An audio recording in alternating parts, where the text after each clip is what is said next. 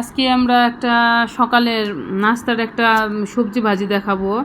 অসম্ভব টেস্টি হয় রান্নাটা, একটু মনোযোগ সহকারে দেখেন। এই রান্নার জন্য আদা রসুন লাগবে, ধনেপাতা, পেঁয়াজ কুচি, কাঁচামরিচ কুচি আর সবজি আছে মিক্স করা, পেঁপে, আলু, পটল আর হলো গাজরটা। আর আমি যেটা করব, বুটের ডাল আমার সিদ্ধ করে নেওয়া আছে, সেটা আমি অ্যাড করব। সিদ্ধ করে আমি রেখেছি, আগের দিন রাত্রে ভিজিয়ে আমি সকালে সিদ্ধ করে রেখেছি। এখন আমি কড়াইয়ে তেল দিলাম, পেঁয়াজ কুচিটা দিয়ে দিলাম অনেকটা। পেঁয়াজটা যখন একটু হালকা ব্রাউন কালার চলে আসবে তখন আমি আদা রসুনটা দিব। আমরা বাইরের সবজিটা আমরা মনে করি অনেক টেস্টি হয়, কি যেন দেয়, অনেক টেস্টি লাগে।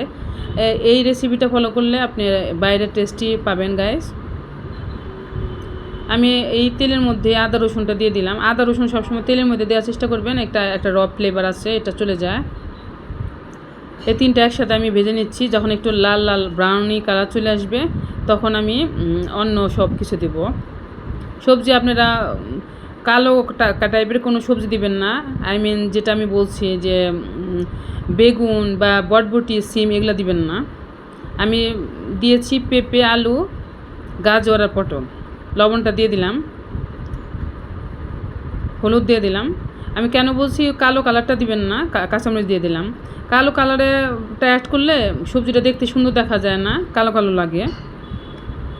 আমি একটু ঢাকনা দিয়ে ঢেকে দিলাম। একটু যখন সিদ্ধ হয়ে আসছে তখন বুটের ডালটা আমরা আগে থেকে সিদ্ধ করা ছিল, এটা অ্যাড করে দিলাম। দিয়ে আমি পানি দিয়ে দেবো, যেহেতু অ্যাড করাই আছে। একটু লেড়ে একটু পানি দিয়ে দিব, গরম পানিটা আমি দিব।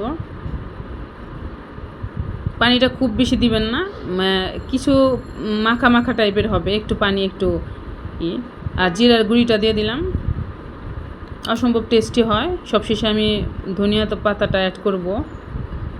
রুটি, পরোটা সব কিছুর সাথে ভালো যায়। আশা করি ভালো লাগলে সাবস্ক্রাইব করবেন, সাথে থাকবেন। বাই, খোদা হাফেজ।